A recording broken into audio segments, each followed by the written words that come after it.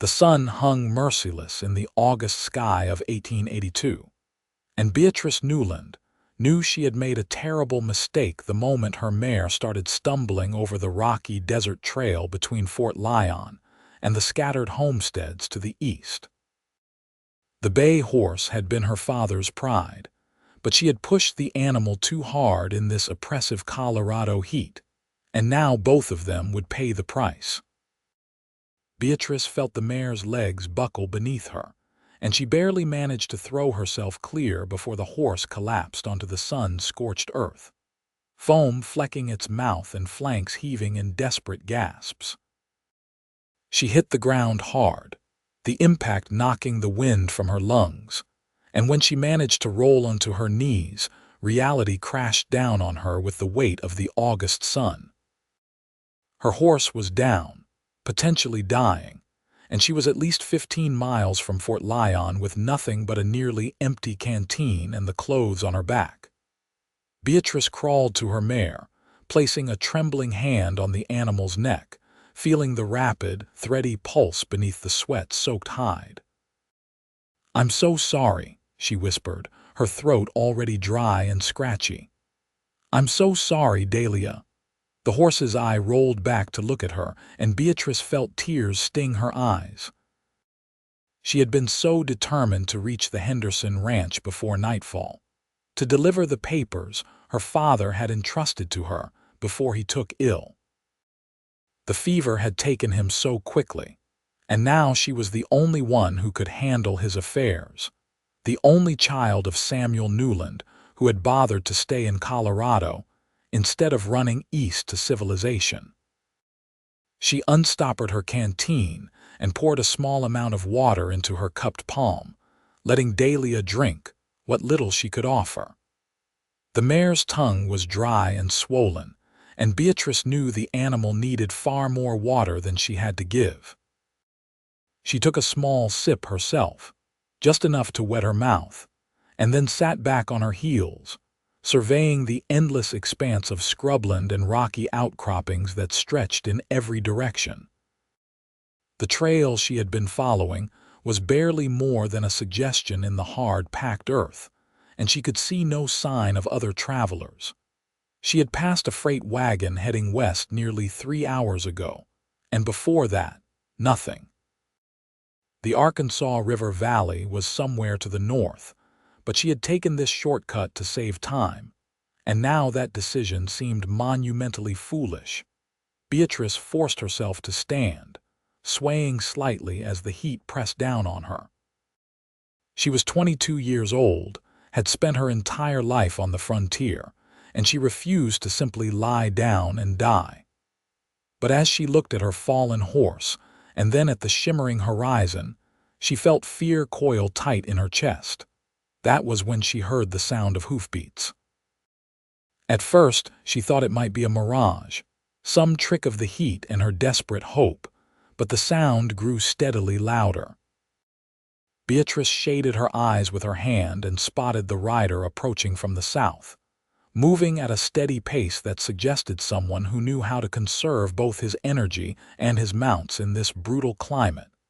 As the figure drew closer, Beatrice could make out details.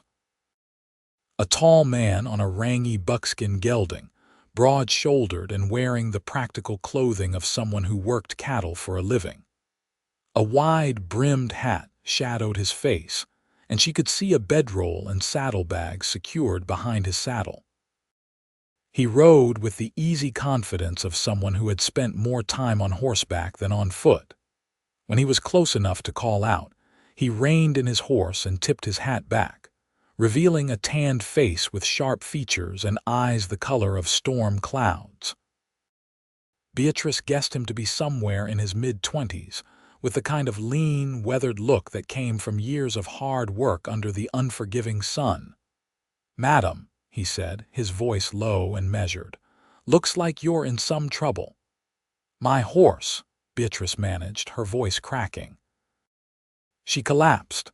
"I pushed her too hard in this heat." The man dismounted in one smooth motion and approached Dahlia, moving slowly and deliberately so as not to spook the downed animal. He crouched beside the mare, running expert hands over her legs and checking her pulse, his expression grave. "How long has she been down?" he asked. "Maybe 10 minutes. I gave her what water I could spare, but it wasn't much." He stood and walked back to his buckskin, pulling a large canteen from his saddle. Without hesitation, he poured water into his hat and brought it to Dahlia, letting her drink. The mare lifted her head slightly, taking greedy gulps, and he patiently refilled the hat twice more before setting it aside. "She's heat-exhausted," he said, turning to look at Beatrice. "Might pull through if we can cool her down and keep her hydrated, but she won't be carrying anyone for at least a day, maybe longer." "I can't just leave her," Beatrice said, hearing the desperation in her own voice. "Wasn't suggesting you should." He walked back to his horse and retrieved another canteen, this one full, and handed it to her. "Drink. You're in nearly as bad shape as your horse." Beatrice wanted to protest, to insist she was fine, but her hands were already reaching for the canteen. She drank deeply, the water like a blessing on her parched throat, and when she lowered the container, the man was watching her with an expression she couldn't quite read. "Name's Kane Sutherland," he said. "I work the Double R Ranch about 20 miles south of here. Beatrice Newland. My father has had a homestead near Fort Lyon." Samuel Newland's daughter. Kane's eyebrows rose slightly. "I met your father once, about 2 years back. Good man, honest dealer." "He died 4 days ago," Beatrice said, and saying it aloud made it feel real all over again. "The fever." Kane's expression softened with genuine sympathy. "I'm sorry for your loss, Miss Newland. He had a good reputation in these parts." They stood in silence for a moment, the weight of death and distance pressing down on them, and then Kane turned his attention back to practical matters. "We need to get you to shelter before this sun gets any worse," he said. "There's an old line shack about 5 miles northeast of here. It's not much, but it has a well and some shade. I can lead your horse there if she can walk, and we can let her recover while we figure out the next step." "I can walk," Beatrice said. "I won't add my weight to your horse's burden." Kane studied her for a long moment, and she met his gaze steadily, refusing to show weakness even though every part of her wanted to collapse beside Dahlia and give up. Finally, he nodded. "All right. But if you start to falter, I'm putting you on this horse whether you like it or not." He helped Dahlia to her feet, the mare trembling but managing to stand, and then he handed Beatrice another drink of water before mounting his buckskin. They set out at a slow walk, Kane leading Dahlia by her reins while Beatrice walked beside them, her legs already aching from the combination of heat and exertion. The journey to the line shack felt endless. The sun beat down without mercy, and despite Kane's insistence that she drink regularly from his canteen, Beatrice felt herself growing increasingly light-headed. She focused on putting one foot in front of the other, watching the shadow of Kane's horse move across the pale earth, and tried not to think about how far they still had to go. "Tell me about your father," Kane said suddenly, his voice cutting through the oppressive silence. "What was he like?" Beatrice blinked, surprised by the question, and then realized he was trying to keep her talking, keep her conscious and moving. She took a breath and let the words come. "He was stubborn," she said. "Came west in 1865, right after the war ended. He'd been a Union soldier, saw things that changed him, and he wanted to build something new where the past couldn't reach him. He married my mother in Kansas and they pushed on to Colorado together. She died when I was 12, childbirth, and after that, it was just the two of us." "He taught you to ride," Kane observed. "He taught me everything. How to shoot, how to track, how to read the weather and the land. He said a woman on the frontier needed to be just as capable as any man, maybe more so, because people would always underestimate her." Sounds like he was right about that. They walked on, and Beatrice found herself studying Kane's profile, the strong line of his jaw and the way he sat his horse with unconscious grace. There was something solid about him, something that made her feel safer despite their circumstances. "What about you?" she asked.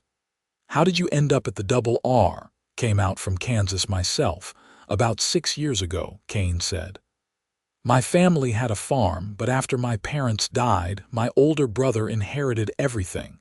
Didn't leave much room for me, so I headed west to make my own way. Started as a ranch hand, worked my way up to foreman. The owner, Robert Reynolds, he's getting on in years and doesn't have any children. He's been good to me, taught me the cattle business. Do you like it, the work?" Kane was quiet for a moment, and when he spoke, there was something almost wistful in his tone. "I like the land. I like the honesty of it. You put in the work, treat your animals right, and the land provides. No politics, no games, just survival and effort." Beatrice understood that sentiment completely. Her father had felt the same way, had chosen this hard life because it was straightforward in a way that civilization never could be. The line shack appeared like a mirage on the horizon, a small wooden structure that had seen better days but still stood solid against the elements. Kane led them to the well behind the building, and Beatrice nearly wept with relief when she saw the rope and bucket still intact. Kane drew water immediately, filling a trough for the horses first, and then bringing bucket after bucket for Dahlia, who drank with desperate gratitude. Beatrice helped, working the pump handle despite her exhaustion, and between them, they managed to cool the mare down and get enough water into her that her breathing began to slow and steady. Only then did Kane turn his attention to Beatrice. "Inside," he said firmly. "You need to get out of this sun." The line shack was dim and dusty but blessedly cool after the brutal heat outside. There was a rough table, 2 chairs, a stone fireplace, and a narrow bunk built into one wall. Kane opened the shutters on the single window to let in some air, and then he pulled out his canteen again. "Drink more," he insisted. "You're still dehydrated." Beatrice sank into one of the chairs and obeyed, taking long pulls from the canteen while Kane rummaged through the supplies someone had left in the shack. He found some dried jerky, hardtack, and a tin of peaches that brought a slight smile to his face. "Luxury," he said, holding up the tin. Someone must have been celebrating. Despite everything, Beatrice felt a laugh bubble up in her throat. It came out sounding slightly hysterical, but Kane didn't seem bothered. He opened the tin with his knife and handed it to her along with a spoon. "Eat," he said. "You need the strength." The peaches tasted like heaven, sweet and cool, and Beatrice ate slowly, savoring each bite. Kane sat across from her, chewing on jerky and watching her with those steady gray eyes. "Thank you," Beatrice said finally. "If you hadn't come along when you did, I don't know what would have happened to me and Dahlia." "You would have found a way," Kane said simply.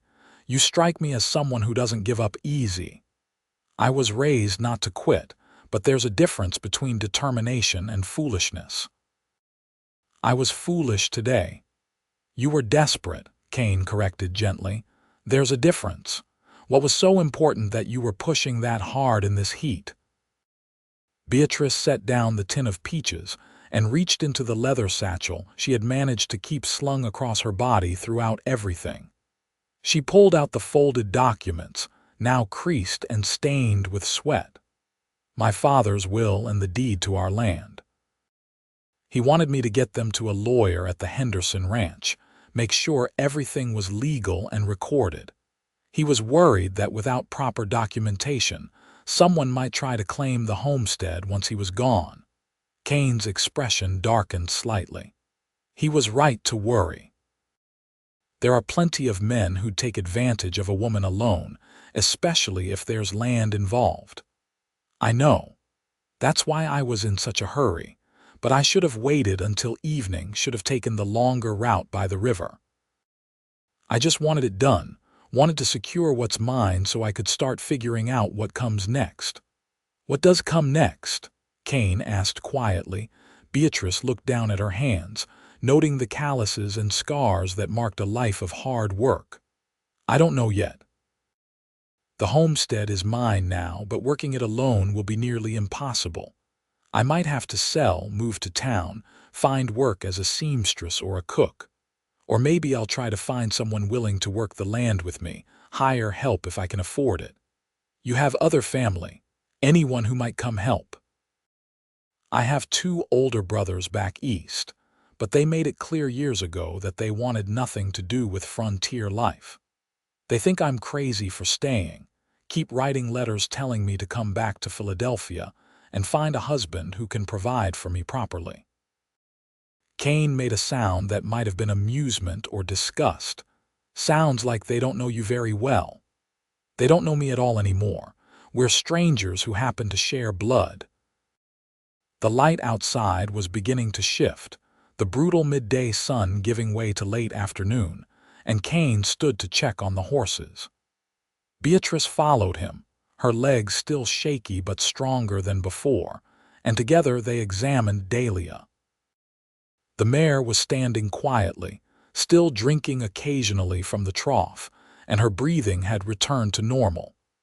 Kane ran his hands over her legs again and nodded with satisfaction. She's recovering well.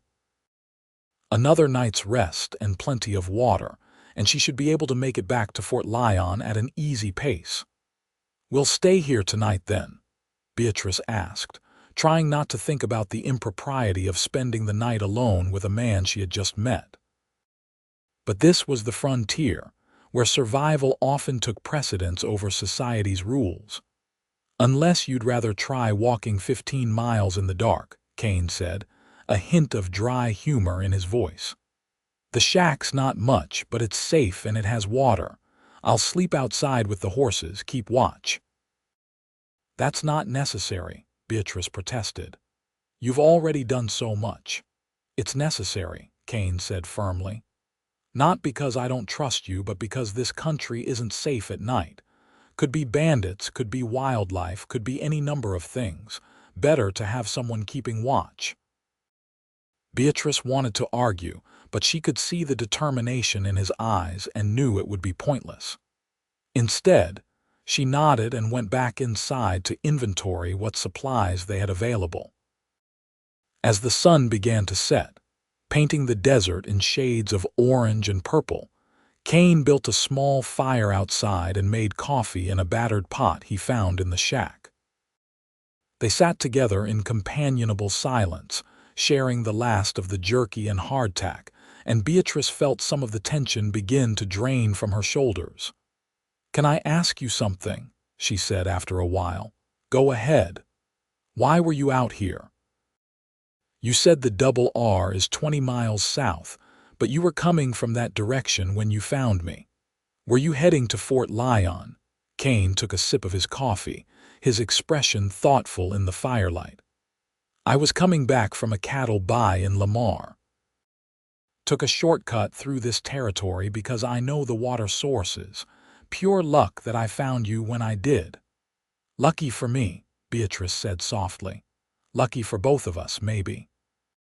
When she looked at him questioningly, he continued, "I don't like to think about what might have happened if I'd taken the main trail instead. Some things are meant to happen a certain way, I suppose." They talked late into the night, sharing stories of their lives on the frontier, the hardships and small joys that came with choosing this difficult existence. Beatrice found herself relaxing around Kane, appreciating his quiet competence and the way he listened when she spoke. Really listened, as though her words mattered. When exhaustion finally forced her inside to sleep, she lay on the narrow bunk and listened to Kane moving around outside, tending the fire and checking on the horses. Despite everything that had happened, despite the fear and uncertainty that still awaited her, Beatrice felt safe for the first time since her father had died. She woke before dawn to the smell of coffee and frying bacon. Stumbling outside, she found Kane cooking breakfast over the fire, using supplies from his saddlebags that he had clearly been saving for himself. "You don't have to use your food for me," she protested. "It's just bacon and beans," Kane said. "Besides, you need a good meal before we head out. It's going to be a long day." They ate together as the sun rose, painting the desert in shades of gold and pink, and then worked together to prepare the horses for travel. Dahlia seemed much improved, nickering softly when Beatrice approached, and Kane pronounced her fit for a slow journey. The ride back to Fort Lyon took most of the day, with frequent stops to rest the horses and allow everyone to drink. Kane insisted on an easy pace despite Beatrice's desire to push forward, and she gradually came to appreciate his caution. The August heat was still oppressive, and rushing would only risk another collapse. As they traveled, Kane told her about the Double R Ranch, describing the land and the cattle, the seasonal rhythms of the work, and his hopes for the future. Beatrice shared her own dreams, the plans she and her father had made to expand their homestead, to build something lasting. "You could still do it," Kane said. "Build something lasting, I mean. Just because your father's gone doesn't mean the dream has to die with him."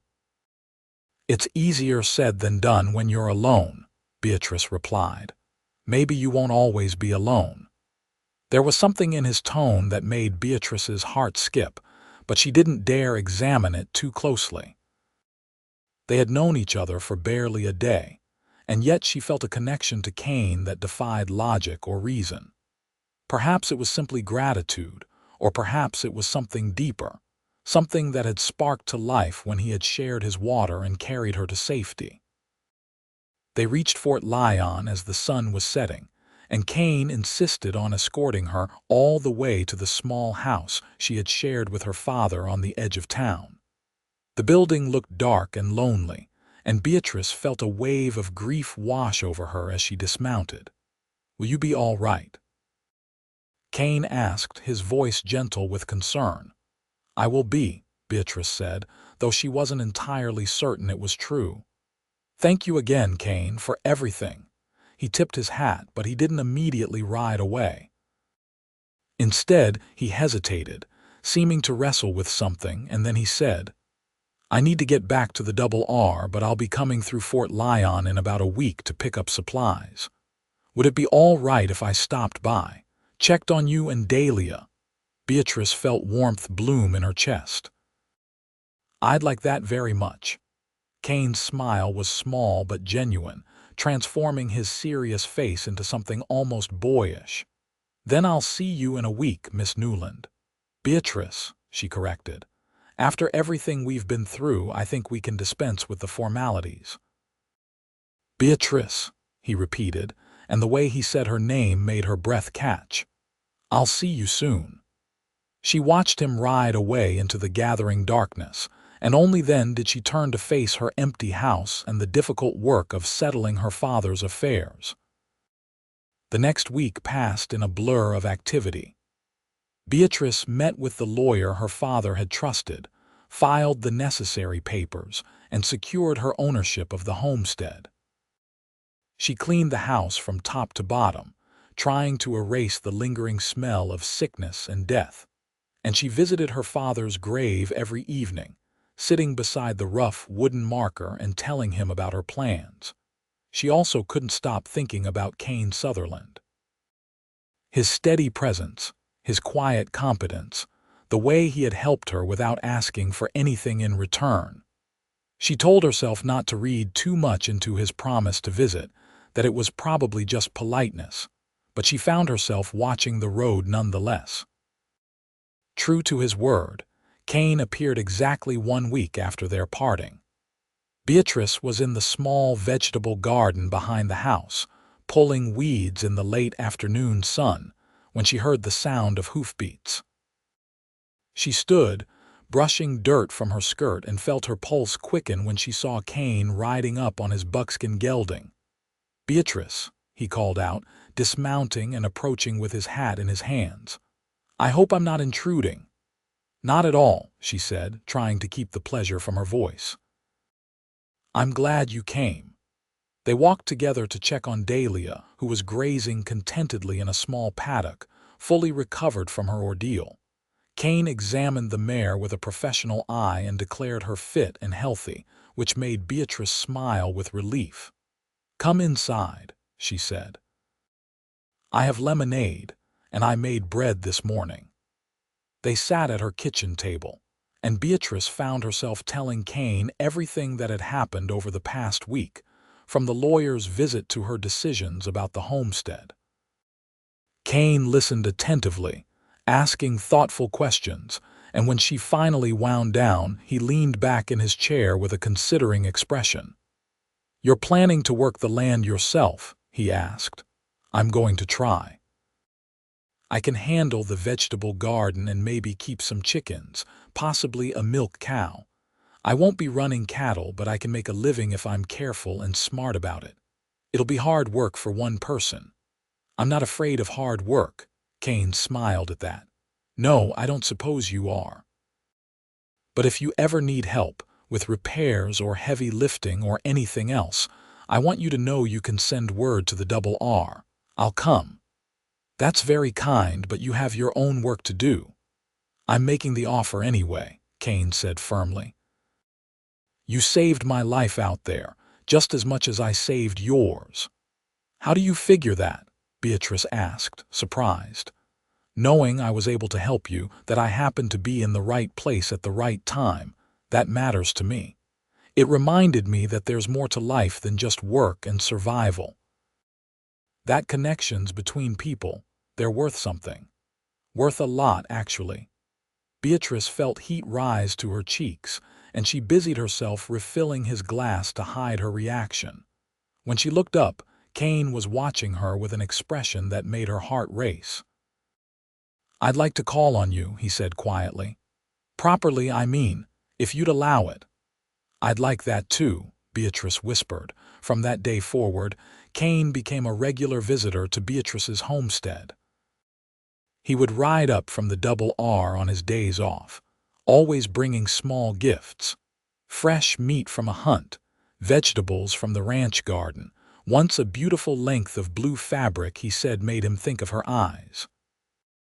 They would work together on projects around her property, and slowly, carefully, they built something between them that felt both fragile and incredibly strong.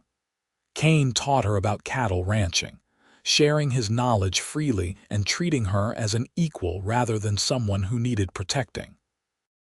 Beatrice showed him the accounting books her father had kept, explaining the careful records and planning that went into running even a small homestead.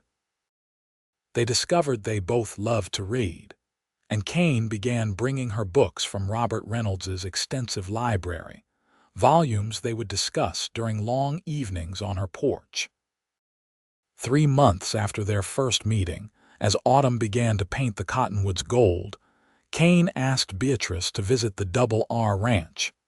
She agreed eagerly, curious to see the place he had described so often, and they set out together on a cool September morning.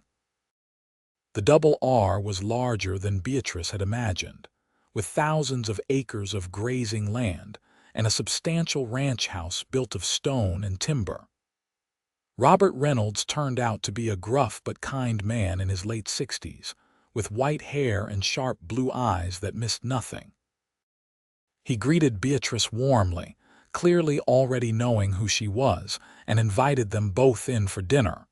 Over a meal of beef stew and fresh bread, Robert studied Beatrice with open curiosity.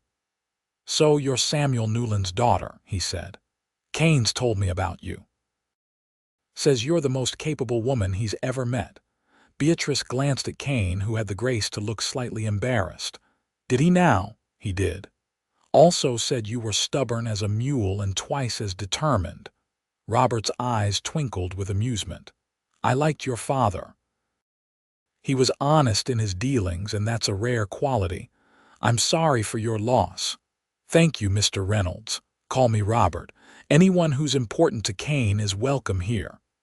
He paused, taking a long drink of his coffee. Kane's been with me for 6 years now, and he's like the son I never had. Best foreman I've ever employed, and more than that, a good man. If he's chosen to court you, then you must be someone special." The directness of the statement took Beatrice by surprise, but she appreciated the honesty. "He is a good man," she agreed. "The best I've known, apart from my father." Robert nodded, satisfied, and after dinner he excused himself to bed, leaving Kane and Beatrice alone on the wide porch that overlooked the ranch. "I'm sorry if he made you uncomfortable," Kane said. "Robert doesn't believe in talking around things." "I wasn't uncomfortable," Beatrice assured him. "I liked his directness. It's refreshing." They stood together in the cool evening air, looking out at the land silver washed under the moon, and Kane reached for her hand. Beatrice laced her fingers through his, marveling at how natural the gesture felt. "I want to show you something," Kane said, leading her down from the porch and out toward a gentle rise that overlooked the valley. When they reached the top, he stopped and gestured at the view spread out before them. "This is my favorite spot on the whole ranch. When I first came here, I used to ride out here at night and just sit, looking at all this land and sky, feeling small but also part of something bigger." "It's beautiful," Beatrice breathed. "Robert's been talking about retirement," Kane said quietly. "He wants to sell the ranch in a few years, move to Denver to be closer to his sister. He's offered to sell it to me at a fair price, said he'd rather see it go to someone who loves the land than to some Eastern investor who just sees dollar signs." Beatrice turned to look at him, her heart beginning to pound. "That's a wonderful opportunity." "It is. But it's also a huge undertaking, running a place this size. It would take everything I have and more. I'd need a partner, someone I could trust completely, someone who understood the land and the work." He paused, his gray eyes searching hers in the moonlight. "Someone like you." "Kane," Beatrice whispered, afraid to hope, afraid to assume what he might be saying. He took both her hands in his expression serious and earnest. "I know we've only known each other a few months, and I know this is probably too soon, but Beatrice, I can't imagine building a future here without you.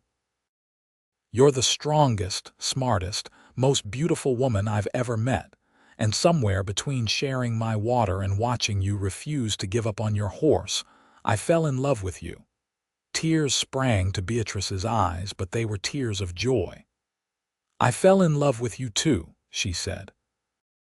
"I think it happened that first day, watching you help Dahlia without hesitation, seeing the kindness in you." Kane cupped her face in his hands, his thumbs brushing away her tears. "Then marry me, Beatrice. Help me build this ranch into something extraordinary. We'll combine your land with the double R, create something lasting. We'll work side by side, make decisions together, and build the kind of life your father dreamed of for you." "Yes," Beatrice said without hesitation. "Yes, I'll marry you." Kane's kiss was gentle at first, tentative, but when Beatrice wrapped her arms around his neck and kissed him back with all the love and passion she'd been holding inside, it deepened into something that made her toes curl and her heart soar. They stood there under the Colorado stars, holding each other, and Beatrice knew with absolute certainty that this was where she was meant to be. They were married 6 weeks later in a simple ceremony at the small church in Fort Lyon. Robert Reynolds stood up as Kane's best man, beaming with fatherly pride, and the owner of the general store served as Beatrice's witness. It was a small affair, nothing like the elaborate weddings Beatrice's brothers had back east, but it was perfect for them. The autumn of 1882 gave way to winter, and Beatrice moved into the foreman's house at the Double R, bringing her possessions and Dahlia with her. She and Kane worked together through the cold months, planning their future and learning the rhythms of their new life together. Kane taught Beatrice everything he knew about running cattle, and she proved to be a quick study with an instinct for the animals that impressed even Robert. She could spot a sick cow from across a field and had a gentle hand with calving that saved more than one difficult birth. The ranch hands initially viewed her with skepticism, a woman trying to do a man's work, but she won them over through competence and a willingness to get her hands dirty. For his part, Kane learned to appreciate Beatrice's head for numbers and organization. She reorganized the ranch's account books, implemented better record-keeping systems, and found ways to cut costs without sacrificing quality. Robert was so impressed that he joked Kane had married above his station. Their first spring together brought calving season, and Beatrice and Kane worked nearly around the clock to ensure every calf had the best chance of survival. It was exhausting, dirty work, but they did it together, supporting each other through the long nights and celebrating each successful birth. One particularly difficult night in April, Beatrice was helping a young heifer through a breech birth while Kane held the animal steady.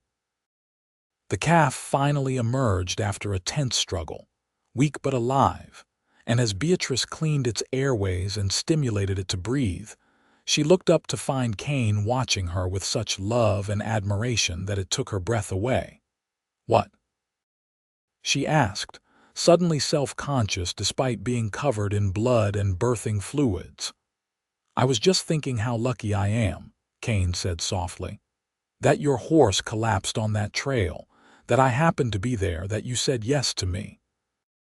Beatrice felt tears prick her eyes, though whether from exhaustion or emotion she couldn't say.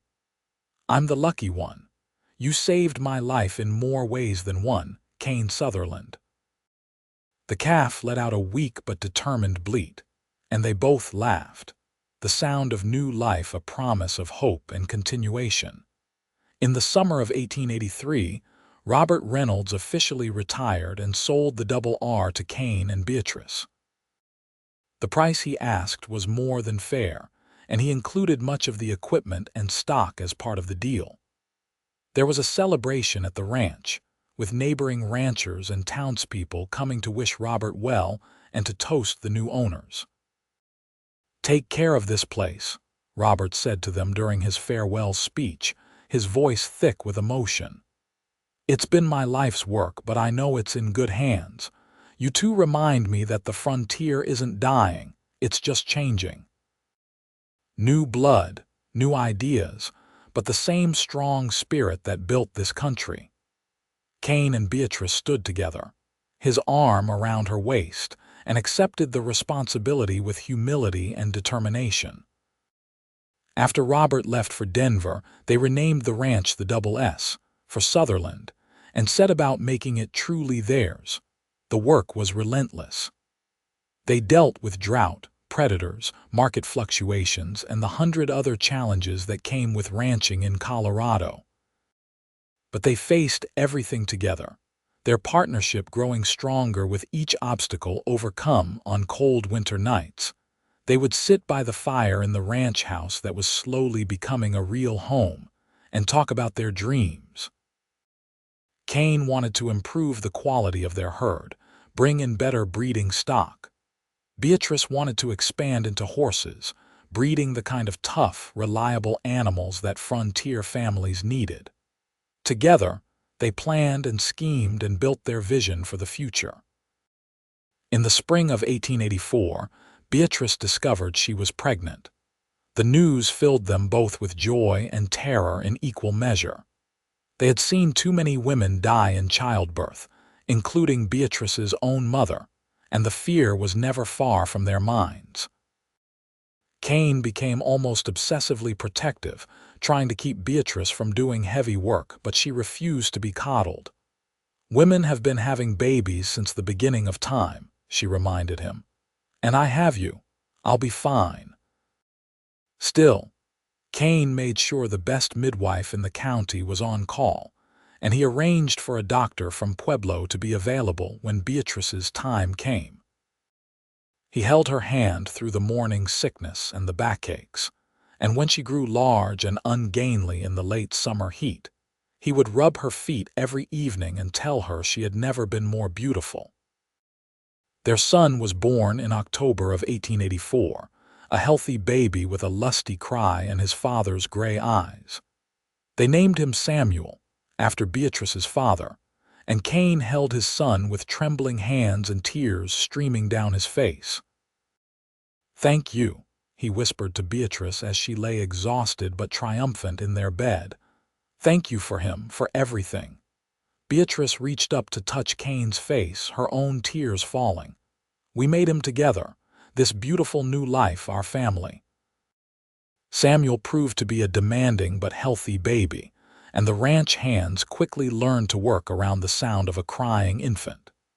Beatrice amazed everyone by returning to work within weeks of giving birth. Samuel bundled against her chest in a sling as she went about her tasks. Kane fretted at first, but he came to understand that this was simply who Beatrice was, a woman who needed purpose and work as much as she needed air. The years rolled on, bringing both hardship and joy. In 1886, a terrible blizzard killed nearly a third of their herd, devastating their finances and forcing them to take out loans to rebuild. They survived through determination and careful management, and by 1888 they had not only recovered but expanded, adding horse breeding to their cattle operations just as Beatrice had dreamed. Samuel grew into a bright, energetic boy who adored his parents and the ranch. He learned to ride before he could properly walk, and he followed his father around like a shadow, asking endless questions about everything from how cattle brands worked to why the sky was blue. In the summer of 1888, Beatrice gave birth to their second child, a daughter they named Rose. She was a serene baby where Samuel had been fussy, with dark curls and her mother's blue eyes. Kane was absolutely besotted, carrying the infant girl everywhere and singing to her in a surprisingly pleasant baritone. "You're spoiling her," Beatrice teased, watching Kane dance around the kitchen with Rose in his arms while dinner cooked on the stove. "Impossible to spoil perfection," Kane replied, making their daughter giggle with delight. By 1890, the Double S Ranch was one of the most successful operations in southeastern Colorado. Kane and Beatrice had earned reputations as fair dealers and skilled ranchers, and their stock commanded premium prices. They employed a dozen permanent hands and twice that many seasonal workers during roundup and calving. Despite their success, they never forgot where they had come from or the lucky chance that had brought them together. Every year on the anniversary of the day they met, Kane and Beatrice would ride out to the old line shack where he had taken her to safety. The building was falling into disrepair now, but to them, it was sacred ground. On their 10th anniversary in August of 1892, they made the pilgrimage as always, leaving Samuel and Rose with their foreman and his wife. They brought a picnic lunch and sat beside the well, remembering. "You ever wonder what would have happened if you'd taken the main trail that day?" Beatrice asked, leaning against Kane's shoulder. "Every time I look at you and our children, I thank God I didn't," Kane replied, "though I prefer to think it was fate rather than chance. We were meant to find each other." "My practical cowboy believes in fate," Beatrice teased gently. "I believe in us," Kane said seriously. "I believe that some things are meant to be, and we're one of those things." They made love in the shade of the old shack, slower and sweeter than in their youth but no less passionate, and afterward they lay together looking up at the endless blue sky. "Are you happy?" Kane asked quietly. "Happier than I ever dreamed possible," Beatrice answered honestly. "There are hard days, of course, but even the hardest day with you is better than any day without you would be."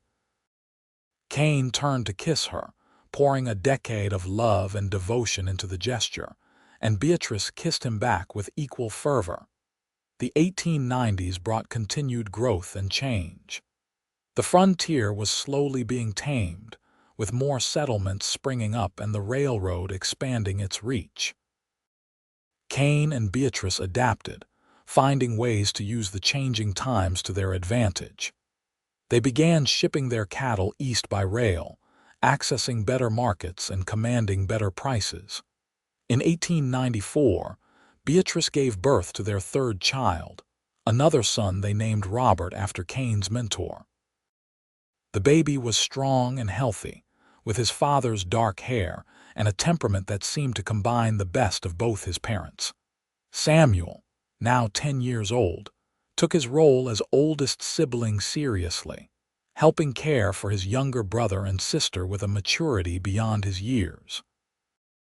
Rose, at 6, was already showing signs of inheriting her mother's head for numbers, and she would often sit with Beatrice in the ranch office, watching her mother work and asking questions about the ledgers. "She's going to be formidable when she grows up," Kane observed one evening, watching Rose carefully practice her letters at the kitchen table. "Like her mother," Beatrice said with a smile. "Exactly like her mother," Kane agreed, pulling Beatrice close for a kiss. The turn of the century found the Sutherland family prosperous and happy. The Double S had grown to encompass nearly 20,000 acres, and they ran several thousand head of cattle along with a respected horse breeding program.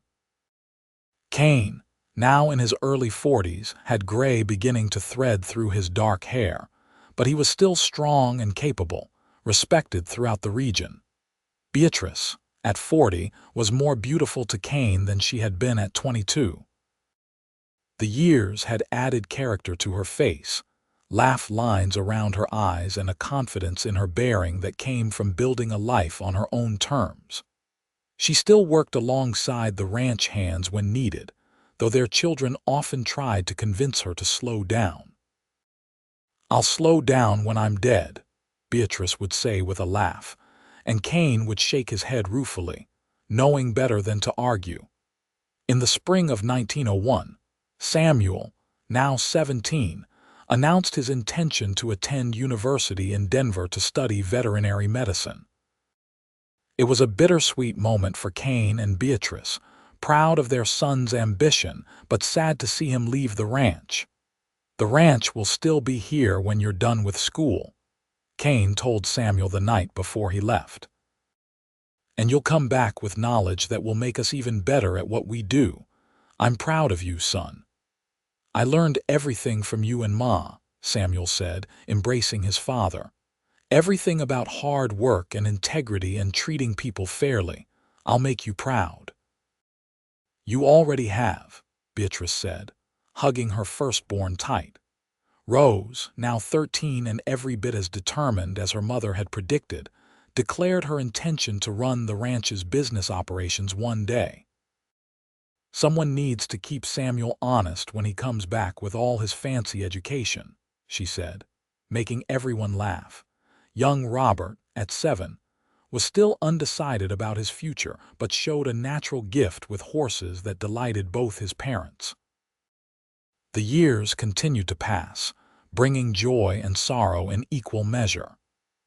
In 1903, they received word that Beatrice's oldest brother had died back in Philadelphia, leaving a widow and 2 children. Beatrice grieved for the relationship they had never repaired, but she took comfort in the family she had built in Colorado. Kane's own past remained largely closed to him, with no siblings and his older brother having died in a farming accident years earlier. But he had built a new family, a chosen family, and that was worth more than any blood tie. In 1905, Samuel returned from Denver with his veterinary degree and a fiancée, a smart young woman named Catherine who had grown up on a ranch in Wyoming. The wedding was a grand affair by frontier standards, with neighbors coming from miles around to celebrate. Kane and Beatrice hosted the celebration at the Double S, and as they watched their son dance with his new bride, they held hands and remembered their own simple wedding 23 years earlier. "We've built something good here," Kane said softly. We have, Beatrice agreed. Something lasting. Samuel and Catherine built a house on the ranch, and Samuel began implementing modern veterinary practices that improved the health and productivity of their herds. Catherine proved to be a skilled horsewoman, and she worked closely with Beatrice on the breeding program. Rose, true to her word, took over much of the ranch's business operations as soon as she was old enough, displaying a shrewd mind for economics and negotiation that impressed even the hardened cattle buyers who tried to lowball her. At 18, she had no interest in marriage, much to the disappointment of several young ranchers in the area, declaring that she had too much work to do to be bothered with romance. She'll change her tune when the right person comes along, Beatrice predicted. Maybe, Kane said. Or maybe she'll build her own empire and not need anyone. Either way, she'll be extraordinary. Robert, meanwhile, developed into a gifted horse trainer with a patient, gentle approach that allowed him to work with even the most difficult animals. By the time he was 16, people were bringing horses from all over Colorado for him to work with, and the Sutherland breeding program was renowned throughout the West. In 1910, as Kane and Beatrice celebrated their 28th wedding anniversary, they took stock of what they had built. The Double S employed over 30 people year-round, supported countless seasonal workers, and was a cornerstone of the local economy. Their children were grown and thriving, each contributing to the ranch in their own way. Samuel and Catherine had given them 2 grandchildren, twin girls named Emma and Alina, who delighted in visiting their grandparents and learning about ranch life. Rose, still unmarried at 22, had just negotiated a major contract that would bring significant profit to the ranch. Robert, at 18, was being courted by several established breeding programs who wanted his expertise. You remember being terrified that first year we took over from Robert? Beatrice asked as they sat on the porch of the house they had expanded and improved over the years. I remember thinking we were going to fail spectacularly and lose everything, Kane admitted. But I also remember looking at you and thinking that as long as we were together, we could survive anything. We did more than survive, Beatrice said. We thrived. And we did it together, every step of the way. Kane reached for her hand, the gesture as natural after nearly 3 decades as it had been that first night under the stars. I would do it all again in a heartbeat. Every hardship, every challenge, all of it, just to end up here with you. Even the part where my horse collapsed and you had to share your precious water, Beatrice teased. Especially that part, Kane said seriously. Best water I ever shared. They sat together as the sun set over the land they had built into something magnificent. And Beatrice thought about that desperate girl in the desert, certain she was going to die alongside her horse. She could never have imagined then that the cowboy who stopped to help her would become her partner, her love, the father of her children, and her best friend. In 1912, Rose surprised everyone by falling in love with a young attorney from Denver who had come to Fort Lyon to establish a practice. Charles Morton was smart, ambitious, and completely undaunted by Rose's fierce independence. They courted for 6 months before Charles asked Kane for permission to marry his daughter. I don't need permission, Rose said when she heard about the conversation. I'm 24 years old and perfectly capable of making my own decisions. I told him the same thing, Kane said with a grin, but he insisted on being traditional. I like him for respecting that you're your own person while still wanting to do right by us. Rose and Charles were married in the summer of 1912, and while Rose continued to manage the ranch's business affairs, Charles proved to be a valuable addition to the family, handling legal matters and helping navigate the increasingly complex regulations affecting ranchers.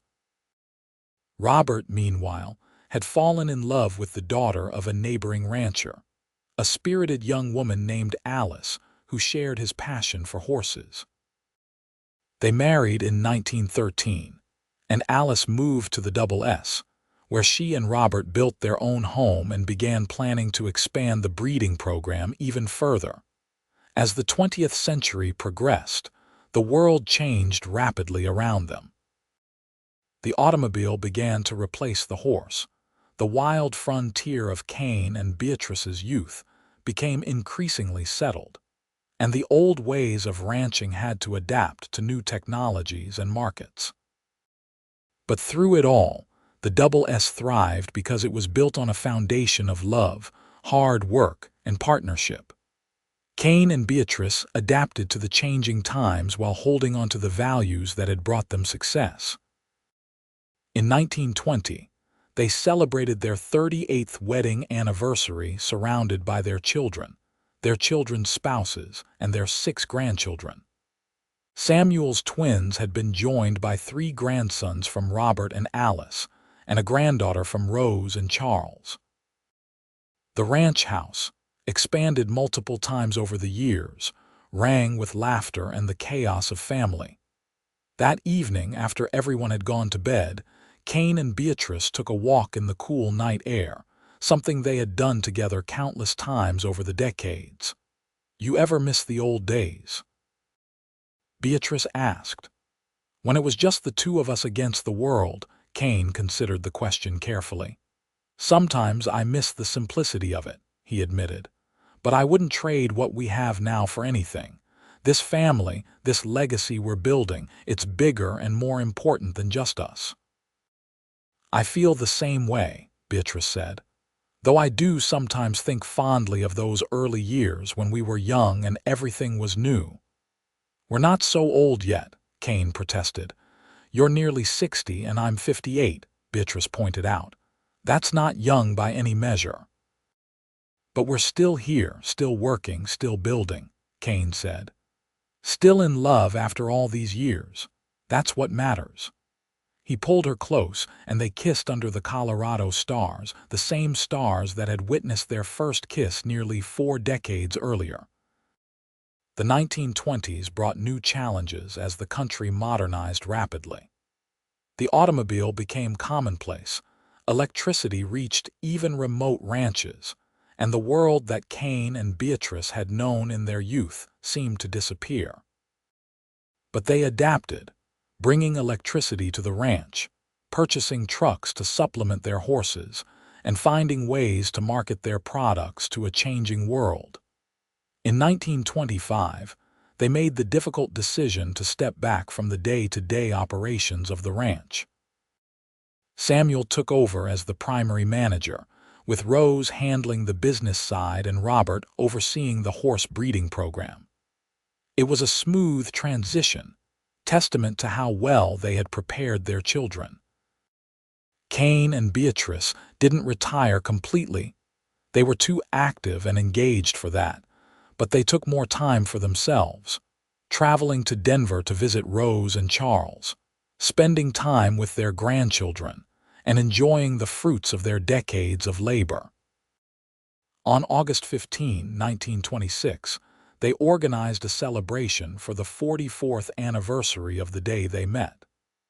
The entire family gathered, along with friends and neighbors, and Kane stood to make a toast. 44 years ago today, I was just a cowboy riding through the desert, thinking about nothing more important than getting back to the ranch, he said, his voice still strong despite his 66 years.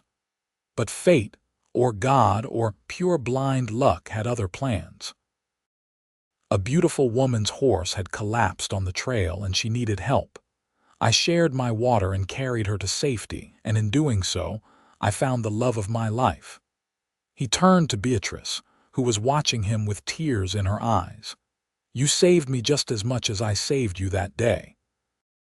You gave me a purpose, a partnership, a family, and a love that has sustained me through every challenge and celebrated every triumph. You are the best thing that ever happened to me, Beatrice Sutherland, and I thank God every day that your horse collapsed on that trail." The gathering erupted in applause and cheers, and Beatrice stood to embrace her husband, kissing him soundly to the delight of their grandchildren. To think it all started with a horse, some water, and a kind-hearted cowboy, Beatrice said when the noise died down. "We've built something extraordinary together, Kane. A family, a legacy, a life worth living. I love you more today than I did that first day, and that's saying something because I fell for you pretty hard right from the start." More applause, more cheers, and the party continued late into the night, filled with stories and laughter and love. As the years continued, Kane and Beatrice settled into a comfortable rhythm. They took walks every evening, sat on the porch every morning with their coffee, and watched their grandchildren grow into capable young adults. They attended weddings and celebrated births, mourned losses, and supported their family through every transition. In 1930, as the Great Depression began to grip the nation, the Double S faced new challenges. Cattle prices plummeted, and many ranchers went under. But the careful management and diversification that Beatrice had insisted on years earlier saved them. They had to tighten their belts and make difficult decisions, but they survived when many others didn't. "Your mother's caution saved us," Kane told their children during a family meeting about the ranch's finances. "She always insisted on maintaining reserves, on diversifying our operations, on not over-leveraging ourselves. At the time, I thought she was being overly conservative, but she was absolutely right. I learned from my father," Beatrice said. "He survived the hard years after the war by being careful and planning ahead. Those lessons stayed with me." The Double S not only survived the Depression but helped support the community, providing work when they could and helping neighbors who were struggling. It was simply what Kane and Beatrice had always believed in: doing the right thing, helping those who needed it, and building a community rather than just an empire. By the mid-1930s, the worst of the Depression had passed, and the ranch began to recover. Samuel's veterinary work had become increasingly valuable, as ranchers looked for ways to improve their operations on tighter budgets. Rose's business acumen had navigated them through the financial crisis with minimal losses. Robert's horse breeding program, while scaled back during the worst years, had maintained its reputation for quality. In 1935, Kane and Beatrice celebrated their golden wedding anniversary surrounded by 3 generations of family. They had 12 grandchildren now, ranging from young adults to toddlers, and 2 great-grandchildren from Samuel's oldest daughter, Emma. The celebration was held at the ranch, and people came from all over Colorado to honor the couple who had become legendary in ranching circles. The governor of Colorado sent a personal letter of congratulation, praising their contributions to the state's agricultural development. During the party, Kane pulled Beatrice aside to a quiet corner of the porch. 50 years, he said wonderingly. Half a century since you agreed to marry me." "Best decision I ever made," Beatrice said, squeezing his hand. "We've had a good life, haven't we?" Kane asked, though it wasn't really a question. "The best life," Beatrice confirmed. "We've built something that will last long after we're gone. Our children and grandchildren will carry on what we started, and they'll do it even better than we did." Kane looked out at the gathered family, at the land they had nurtured for over 5 decades, at the legacy they had created through love and hard work. "I have no regrets," he said softly. "Not a single one." "Neither do I," Beatrice replied, "though I do wish I could go back and tell that frightened girl in the desert that everything was going to be all right. That the cowboy who stopped to help her would become the love of her life and her partner in building something extraordinary." "I think she probably figured it out pretty quickly," Kane said with a smile. You were always smart like that." They returned to the party, to the celebration of their love and their life together, and danced together as the sun set over the Colorado plains they called home. The late 1930s were peaceful years for Kane and Beatrice.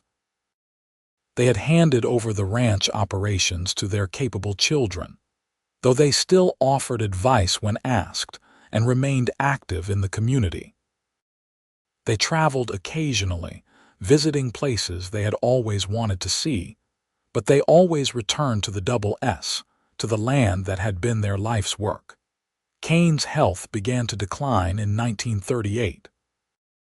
Nothing dramatic, just the slow wearing down of a body that had worked hard for nearly 8 decades. He developed a persistent cough that worried Beatrice, and Samuel, with his medical training, recognized the signs of age catching up to his father. "I'm 78 years old," Kane said when Beatrice fussed over him. "I've had a good long life, longer than most men get. Don't look so worried." "I'm allowed to worry about you," Beatrice insisted. "You're my heart, Kane Sutherland. You have been for 56 years. Kane's expression softened and he pulled her close. "And you're mine. Always have been, always will be." They spent more time together than ever that year, knowing without speaking that their time was growing short. They talked about their life, remembered their adventures, and made sure all their affairs were in order.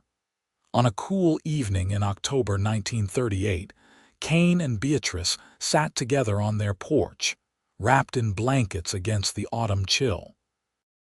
They had been quiet for a while, simply enjoying each other's presence when Kane spoke. "You remember the Line Shack?" he asked. "Where I took you that first day?" "Of course I remember," Beatrice said. "How could I forget? I want to go back there one more time," Kane said. "Just you and me, like we used to do every anniversary." "It's been years since we made that trip," Beatrice protested gently, "and it's getting cold." "I know, but I want to see it again. Will you indulge an old man?" Beatrice looked at her husband, at the man who had saved her life and then spent the next 56 years making it extraordinary, and she couldn't refuse. "Of course I will." They made the journey 2 days later, driven by their grandson Thomas in a truck rather than riding horseback as they once would have. The Line Shack was barely standing now, the roof partially collapsed and the walls weathered almost to nothing. But to Kane and Beatrice, it was still sacred ground. They walked together to the old well, now dry and unused, and stood hand in hand looking at the place where their life together had truly begun. "I shared my water with you here," Kane said softly. "And you gave me your heart. Best trade I ever made." "I gave you my heart and you gave me a lifetime of love," Beatrice replied, tears streaming down her face though she wasn't sure why she was crying. "Thank you, Kane, for everything. For saving me, for loving me, for building this beautiful life with me." Kane turned to her, cupping her face in his weathered hands. "Thank you for saying yes, for taking a chance on a cowboy with more dreams than sense, for being my partner in every way that mattered. I have loved you every day of our life together, Beatrice, and I will love you beyond this life and into whatever comes next." They kissed, gentle and sweet, and then they held each other as the sun set over the desert, painting the sky in shades of gold and pink. Kane passed away peacefully in his sleep 3 weeks later, with Beatrice holding his hand. He was 78 years old, and he died as he had lived, surrounded by the family he loved and the woman who had been his partner for more than half a century. The funeral was the largest Fort Lyon had ever seen, with people coming from all over Colorado to pay their respects to a man who had been respected and loved throughout the region. Beatrice stood strong through it all, accepting condolences with grace, though everyone could see that part of her had died with Kane. She lived for another 8 years, remaining active in the ranch and her community, delighting in her grandchildren and great-grandchildren, but everyone knew she was simply marking time until she could be reunited with her beloved husband. She never remarried, never even considered it, because as she told anyone who asked, she had already found her perfect partner. Beatrice passed away in her sleep on August 15, 1946, exactly 64 years to the day after her horse had collapsed on a desert trail and a kind-hearted cowboy had stopped to help. She was 86 years old, surrounded by family, and her last words were, "I'm coming, Kane. Wait for me." They buried her beside her husband on a gentle rise overlooking the Double S ranch they had built together. The headstone reads simply, "Kane and Beatrice Sutherland, partners in life, partners in love, together forever." The Double S Ranch continued to thrive under the management of their children and grandchildren, growing and adapting to changing times, but never forgetting the foundation of love and partnership that Kane and Beatrice had established. The story of how they met became family legend, told and retold to each new generation as an example of how a single act of kindness could change the course of a life. Samuel, who lived to be 92, would often tell his great-grandchildren about his parents. "They were extraordinary people," he would say, "not because they were rich or famous, but because they loved each other completely and built something lasting together. They showed us that the most important thing in life isn't success or wealth, it's finding someone to share the journey with." Rose, equally long-lived, would add her own perspective. "My mother was the strongest person I ever knew and my father was the kindest. Together they were unstoppable. They taught us that love isn't just a feeling, it's a choice you make every single day, and they chose each other every day for more than 5 decades. Robert, the youngest, remembered the tenderness between his parents even in their old age. "They never stopped courting each other," he would recall. "Even when they were elderly, my father would bring my mother wildflowers, and she would smile at him like he had given her diamonds. They held hands every single day. That's what love looks like when you do it right." The Line shack where Kane had taken Beatrice to safety eventually collapsed completely, returned to the earth from which it had been built. But the family placed a marker there, a simple stone that read, "On this ground, August 15, 1882, Kane Sutherland shared his water and carried Beatrice Newland to safety. In doing so, he found his life's partner. Love began here." The Double S Ranch remained in the Sutherland family for generations, each new steward adding their own improvements while honoring the legacy of the couple who had founded it. The horse breeding program that Beatrice had envisioned grew to become one of the most respected in the country. The cattle operation that Kane had built continued to thrive and adapt to modern ranching methods. But more than land or livestock, Kane and Beatrice left behind a legacy of love. Their descendants, numbered in the hundreds by the turn of the 21st century, carried with them the story of their remarkable love and the lessons it taught. That kindness matters. That partnership is essential. That love, real love, is built through years of choosing each other, supporting each other, and building something together. On the grounds of the Double S Ranch, there stands a bronze statue erected by the family in 1950. It depicts a cowboy on horseback, reaching down to help a woman whose horse has collapsed.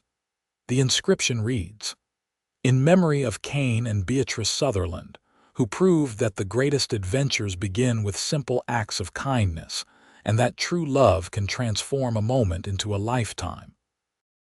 Every year on August 15, the family gathers at the ranch for a celebration called Founders' Day, commemorating the day Kane and Beatrice met.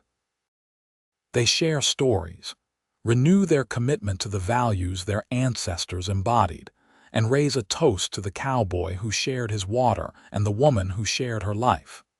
The story of Kane and Beatrice Sutherland became more than just family history. It became a testament to the enduring power of love, the importance of partnership, and the extraordinary things that can grow from a single moment of compassion. They had met as strangers in desperate circumstances, but they had built a life together that touched countless others and created a legacy that would endure for generations.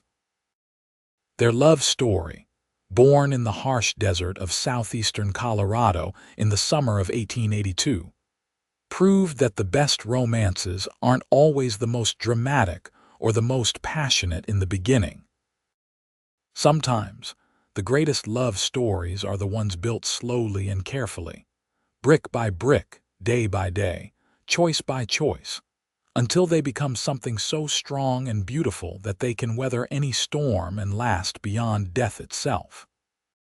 Kane and Beatrice Sutherland had found each other when both needed rescue, she from the desert heat, he from a life of lonely competence. And in saving each other, they had created something that would never truly die. Their love lived on in every descendant who heard their story and believed in the possibility of finding a partner to share life's journey. It lived on in the land they had nurtured and the community they had helped build.